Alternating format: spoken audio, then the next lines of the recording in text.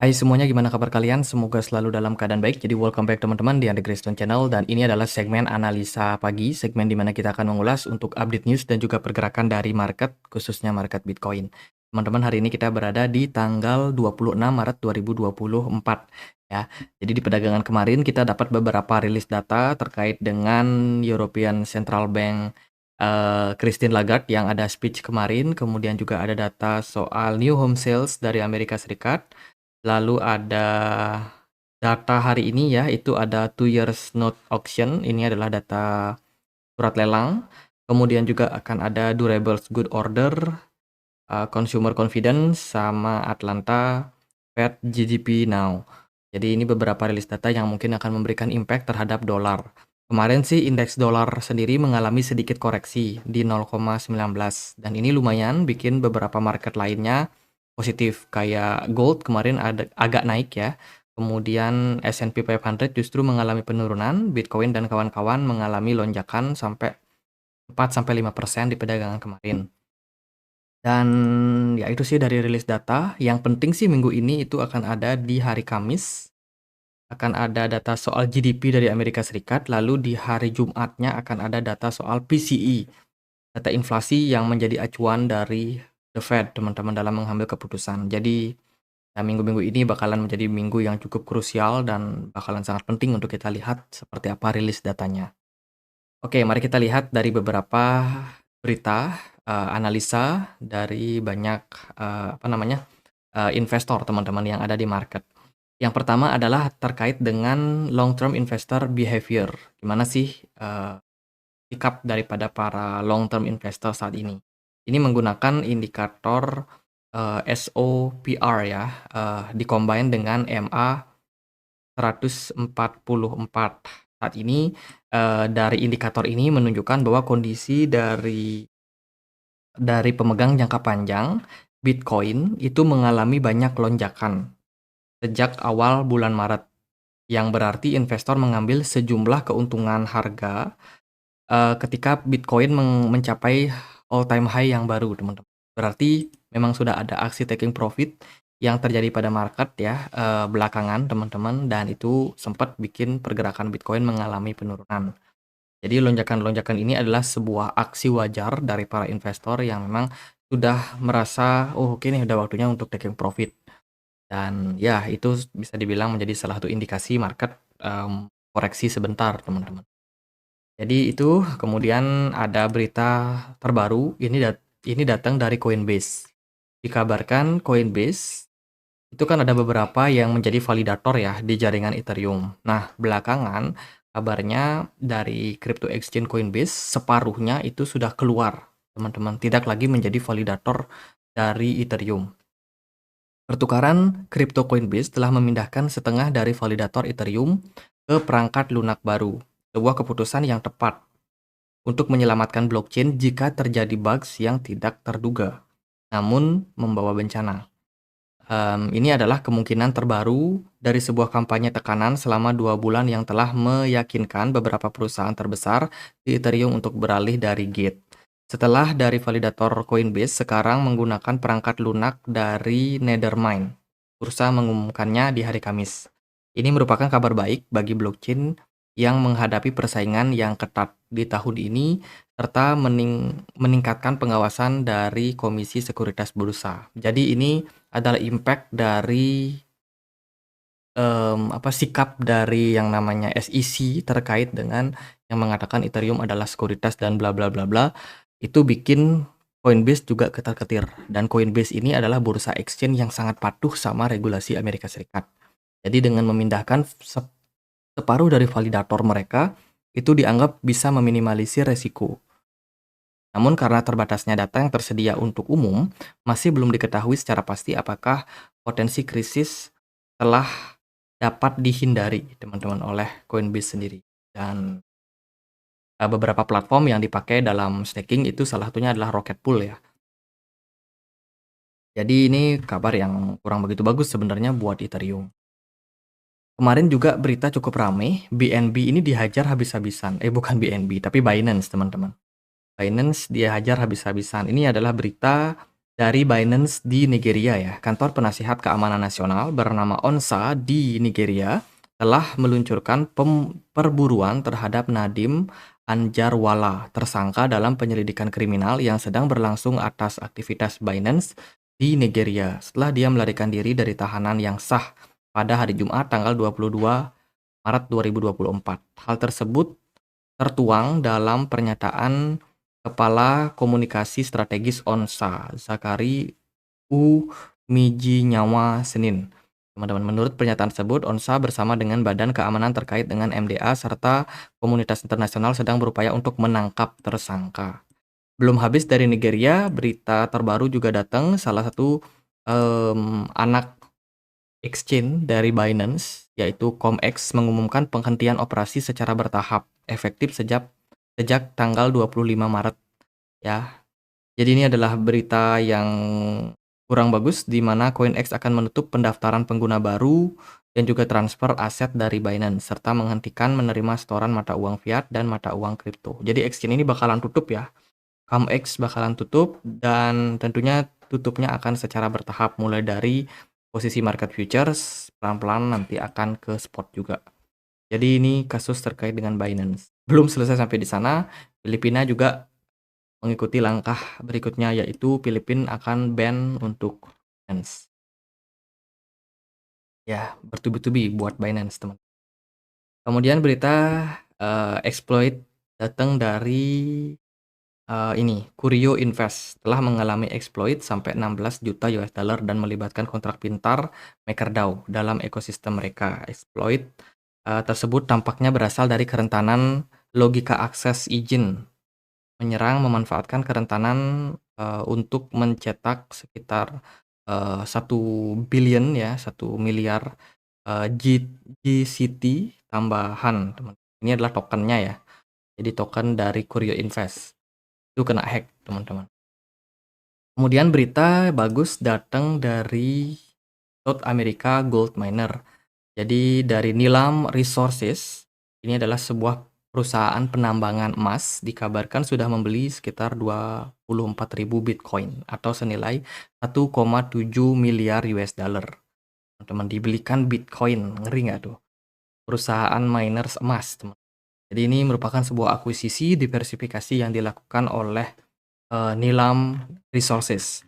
Ya, ini berita yang bagus buat adopsi kripto. Kemudian berita datang dari Inggris, teman-teman. Future to Stock Exchange Notice. Ya, ini dari London.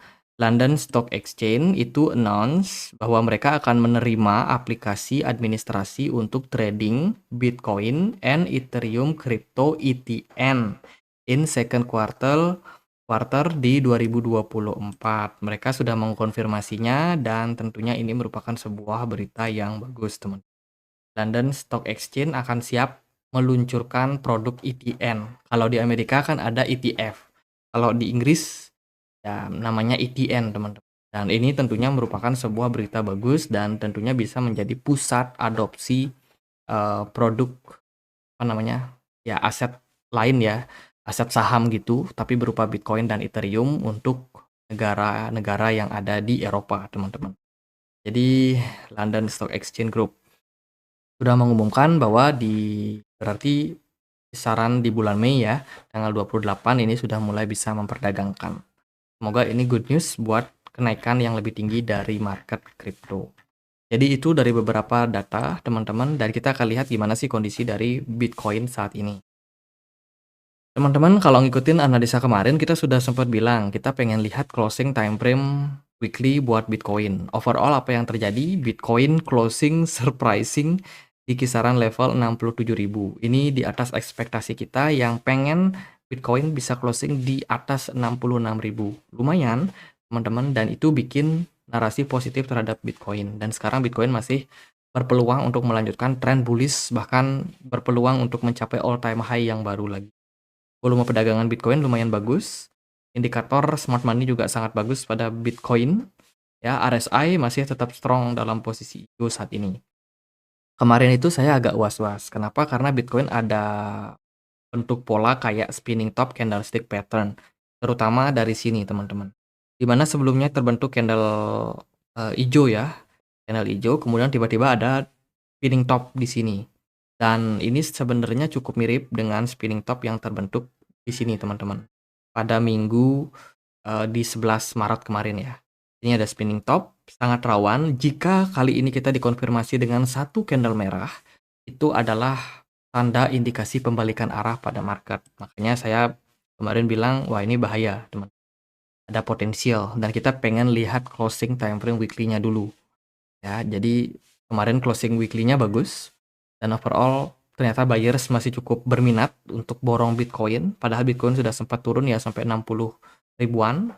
Akhirnya closing di 67.000 dan itu sinyal yang sangat-sangat bagus. Kemudian setelah closing time frame weekly, pergerakan Bitcoin langsung melesat sampai 70.000 bahkan ke 71. Jadi ini merupakan sebuah tanda baik untuk market, teman-teman. Dari segi technical, jangka pendek, pergerakan Bitcoin di time frame daily sudah breakout dari pola descending channel ya, descending channel pattern.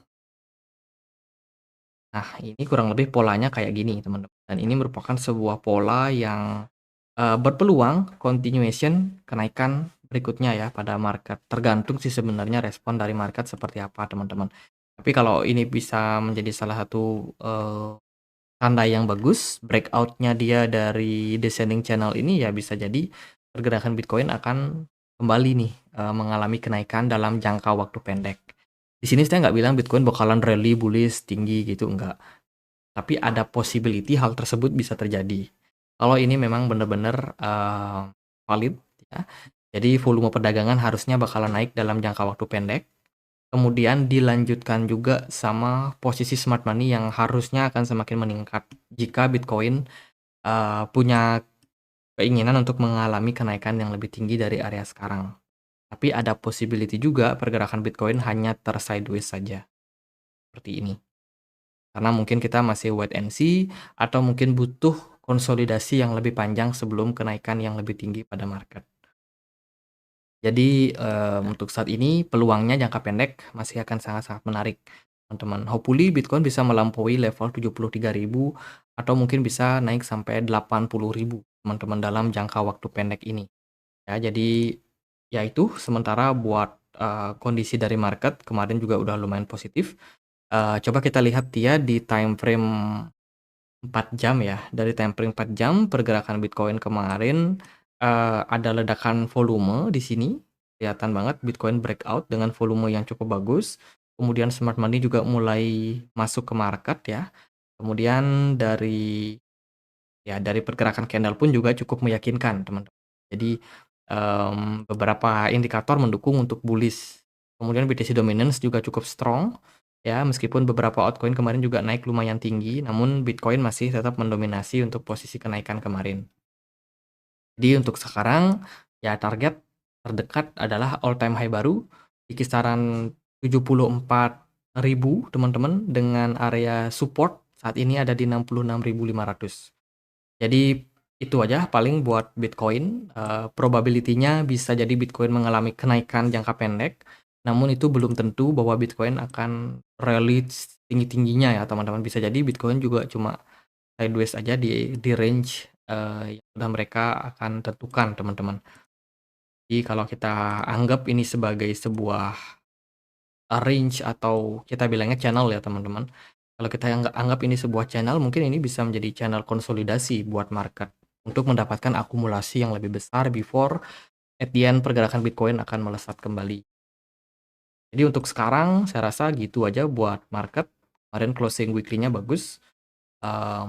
Kita lihat closing time frame daily hari ini yang sepertinya sih akan positif juga, teman. Jadi itu manfaatkan setiap koreksi buat, cicil barang ya, teman-teman. Siapa tahu teman-teman ada yang baru masuk, ada yang, belum punya barang sama sekali, nunggu koreksi-koreksi dalam. Saya rasa sih agak berat sih untuk sekarang ya. Kita expect Bitcoin bisa turun ke 57.000 aja kelihatannya, belum dikasih teman, belum dapat izin nih teman-teman. Jadi masih kayak, ditahan ya di level tersebut. Padahal level 57.000, 56 itu menurut saya ideal banget buat teman-teman yang mau masuk, tapi sekarang belum dikasih harga tersebut. Jadi gitu aja buat update kali ini, semoga videonya bisa bermanfaat dan bila mana ada pertanyaan lain, ada koin lain buat dibahas, silahkan tulis di kolom komentar channel YouTube ini. Kita juga punya komunitas diskusi di Telegram tempat aku buat update berita-berita terbaru, teman-teman. Kemarin ada Avalanche mengumumkan kolaborasi sama Chainlink untuk grup perbankan Australia dan Selandia Baru. Ini berita yang bagus, integrasi antara Web3 dan juga Web2. Selain itu juga ada data terkait dengan Chainlink dari sisi IP mengalami lonjakan terkait dengan aktivitas on-chain yang ada. Jadi data-data tersebut mungkin aku nggak bisa sampaikan semua di YouTube, teman-teman, tapi akan mix and match di Telegram juga. Jadi ini dua ekosistem yang aku punya yang menurut aku sebuah lahan untuk berbagi informasi secara keseluruhan dari market crypto. Itu aja, semoga videonya bisa bermanfaat dan akhir kata saya Andre, makasih.